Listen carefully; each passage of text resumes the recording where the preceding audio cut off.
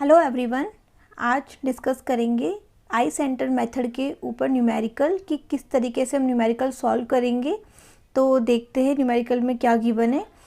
ABCD is a 4 bar mechanism, मतलब हमें ये डायग्राम गिवन है। किसी इंस्टेंट पे 4 बार चेन मैकेनिज्म का डायग्राम कुछ इस तरह से दिखाई दे रहा है, ठीक है। तो ये हमें गिवन है। यहाँ पर क्या लिखा है, at any instant AB and CD are vertical, AB and CD are vertical and BC is horizontal, BC is horizontal, clear। And क्या गिवन है हमें, AB is shorter than CD, जो AB की जो लेंथ है वो CD से कितना कम है, 30 कम है। तो हम एक तरीके से इसको इस तरह से भी लिख सकते हैं कि जो AB हमें है गिवन वो कितना है, CD से 30 सेंटीमीटर कम है। तो हम इस तरह से इक्वेशन फॉर्म में भी इसको यहाँ पर लिख देते हैं क्योंकि हमें गिवन है, क्लियर। ये गिवन डेटास में लिख रही हूँ।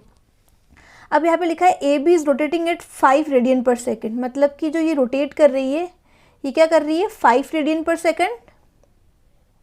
और जो हमें CD is rotating at 2 radian पर सेकेंड। अभी हमें सेंस नहीं पता है कि क्लॉकवाइज है या एंटी क्लॉकवाइज है, तो मैं यहाँ पर जस्ट एज्यूम कर रही हूँ, ठीक है। अब हमें पूछा है लेंथ ऑफ लिंक AB, मतलब ये AB की हमें लेंथ पूछी है। तो अब हमें इसे सॉल्व करना है।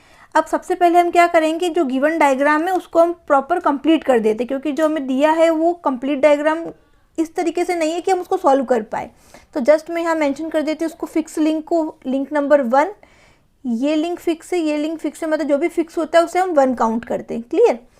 AB को मैंने काउंट कर लिया लिंक नंबर 2, BC को लिंक नंबर 3 एंड CD को लिंक नंबर 4, क्लियर। अब हम देखते हैं यहाँ पर कि आई सेंटर हमें कितने निकालने होंगे। नंबर ऑफ लिंक्स जो हमें गिवन है यहाँ पर कितने, 4। नंबर ऑफ लिंक्स कितने यहाँ पर, n इज इक्वल टू 4। तो आई सेंटर कितना होगा, n-1/2। n की जगह अगर आप 4 रखते हो, सॉल्व करते हो तो कितना आ जाएगा, 6 आ जाएगा। मतलब नंबर ऑफ आई सेंटर यहाँ पर कितने हैं, 6 है।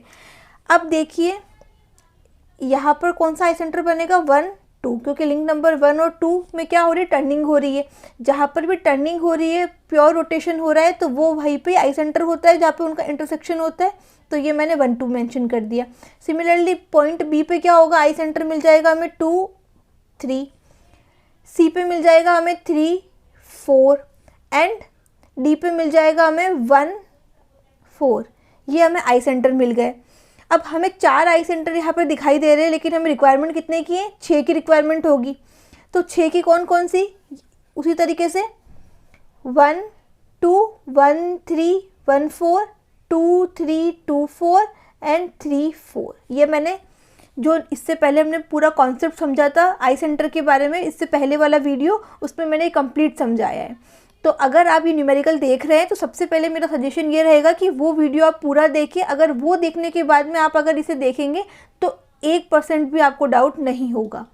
तो स्टार्ट करते हैं, इसी वीडियो को कंटिन्यू करते हैं। अब हमें यहाँ पर आई सेंटर 1, 2 हमारे पास में है, 1, 3 हमारे पास में नहीं है, 1, 4 हमारे पास में है, ये रहा 2, 3 ये है हमारे पास में, 2, 4 हमारे पास में नहीं है, तो इसको मैंने राउंड कर दिया, और 3, 4 भी हमारे पास में है। अब हमें क्या दे रखा है, लिंक नंबर 2 जो मैंने ग्रीन पेन से शो किया है, ω2 हमें गिवन है। ω2 कितना गिवन है, क्योंकि AB की हमें एंगुलर वेलोसिटी दे रखी, क्योंकि रोटेटिंग एट 5 रेडियन पर सेकेंड, मतलब 5 रेडियन पर सेकेंड।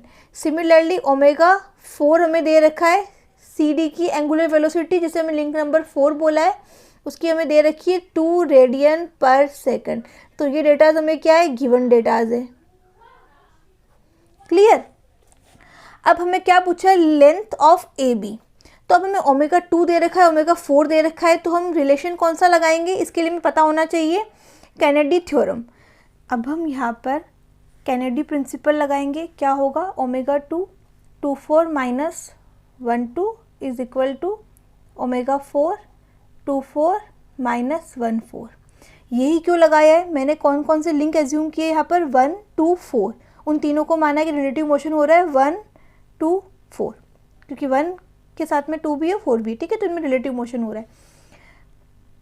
अब ω2 हमें गिवन है, ω4 हमें गिवन है, इसीलिए मैंने ये वाला इक्वेशन लगाया है, क्लियर।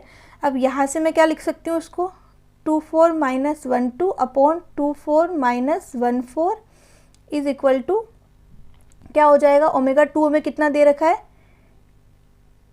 5 और ओमेगा 4 हमें दे रखा है 2, तो मैं इसको यहाँ पे लिख सकती हूँ 2/5, वैल्यू मैंने पुट कर दी है। ये को इक्वेशन नंबर 1 बोल दो, इसे इक्वेशन नंबर 2 बोल दो, क्योंकि ये भी हमारे काम आएगी बाद में। अब हमें क्या करना है 2/4 की वैल्यू निकालनी, क्योंकि यहाँ पे हमारे पास इस जो हमने सॉल्व किया उसमें 2/4 आ रहा है। 2/4 हमें फाइंड आउट करना होगा, 1/3 की रिक्वायरमेंट नहीं है तो इससे हम अभी फाइंड नहीं करेंगे। क्लियर, तो 2/4 के लिए क्या करना पड़ेगा, 2/4 के लिए हमें फाइंड करना पड़ेगा 3/4, 2/3 को मिलाने वाली लाइन को मुझे आगे एक्सटेंड करना है, एंड 1/2 और 1/4 को मिलाने वाली लाइन को मुझे आगे एक्सटेंड करना है। ये जहाँ पे भी इंटरसेक्ट करेगी वो मेरा होगा आपका 2/4। कौन सा आई सेंटर होगा 2/4। ये मैंने कैसे किया है ये मैंने उस पूरे वीडियो में अच्छे से एक्सप्लेन किया है। क्लियर, तो इस तरीके से मेरे पास आई सेंटर आ गया 2/4। अब मैं ये एंगल एज्यूम कर लेती हूँ थीटा, ठीक है, कोई भी एक एंगल है। अब मुझे क्या करना है, just basic simple geometry apply करनी है। सिमिलर ट्राइंगल्स बन रहे हैं यहाँ पर, एक ट्राइंगल बन रहा है ये वाला, एक ट्राइंगल बन रहा है ये वाला। क्लियर, तो हम इसमें क्या निकालेंगे, साइन थीटा निकाल लेंगे दोनों ट्राइंगल्स के लिए, क्योंकि हमें क्या करना है ये और ये डायमेंशन को यूज़ करना है, क्योंकि हमें इनकी वैल्यूज़ गिवन है। मतलब गिवन मीन्स कि आपको सी डी और ए बी में रिलेशन गिवन है। क्लियर, तो अगर हम इसमें साइन थीटा लगाएंगे तो क्या होगा, परपेंडिकुलर अपॉन हाइपोटेन्यूज। तो अब हम इसकी वैल्यू यहाँ पे लिख देते हैं, A B upon 2/4 minus 1/2, A B perpendicular upon hypotenuse, C D similarly इसी तरीके से यहाँ से लेके यहाँ तक की डिस्टेंस अपॉन में आ जाएगी 2/4 माइनस 1/4। क्लियर, तो A B upon C D कितना निकल के आ जाएगा 2/4 माइनस 1/2, 2/4 माइनस 1/4। अब यहाँ पर 2/4 माइनस, इसको इक्वेशन को मैं 3 नंबर दे देती हूँ। अब इक्वेशन नंबर 1, इक्वेशन नंबर 3, इन दोनों में रिलेशन देखिए। A B upon C D को मैं क्या लिख सकती हूँ 2/5 लिख सकती हूँ, इक्वल पुट कर दिया, तो A B upon C D is equal to 2/5। यहाँ तक कोई क्लियर होगा, कोई डाउट नहीं होगा। अब हमें क्या करना है, ए बी और सी डी में भी हमें एक रिलेशन गिवन है, जो कि ये यहाँ पर मैंने फर्स्ट इनिशियली लिखा था कि हमें ये चीज़ गिवन है। तो मैं ए बी की जगह क्या लिख सकती हूँ सी डी माइनस 30, या फिर सी डी को ए बी की फॉर्म में लिख दो, एक ही बात है। तो जस्ट इसको मैं इधर की तरफ बता रही हूँ कहाँ क्या कर रही हूँ। तो ए बी की जगह मैंने लिखा है C D minus 30 upon C D as it is equal to 2/5। इसको सिंप्लीफाई कर दिया, 5 C D minus 150 is equal to 2 C D, और सॉल्व करोगे तो 3 सी डी, 2 सी डी को इधर लेकर आ गए इज इक्वल टू 150 को इधर लेकर गए, तो सी डी की वैल्यू कितनी निकल के आ रही है 50 सेंटीमीटर। क्लियर, अब यहाँ पर क्या दिया था, सी डी की वैल्यू निकली है, लेकिन हमें क्या पूछा है, लेंथ ऑफ ए बी, ए से लेके बी तक की लेंथ पूछी है। तो वही ए बी कैसे निकल जाएगा, इक्वेशन नंबर 2 को यूज़ किया है, C D minus 30, C D की वैल्यू कितनी निकल के आई है यहाँ पर 50, तो 50 minus 30 is equal to 20 centimetre. ये आपका आंसर है। ये न्यूमेरिकल IES के एग्ज़ाम में भी पूछा गया है, तो मतलब गेट हो, IES हो या आपका सेमेस्टर एग्ज़ाम्स हो, अगर आपको आई सेंटर का कॉन्सेप्ट पता है, कैनेडी थ्योरम पता है, नंबर ऑफ आई सेंटर किस तरीके से निकालना पता है, तो आप ये सब कुछ इजीली फाइंड आउट कर लोगे, न्यूमेरिकल आपके लिए इजी बन जाएगा। तो आई होप यहाँ तक आपको कोई दिक्कत नहीं होगी। फिर भी अगर कोई दिक्कत होती है तो आप मुझे कमेंट सेक्शन में पूछ सकते हैं। Thanks for watching.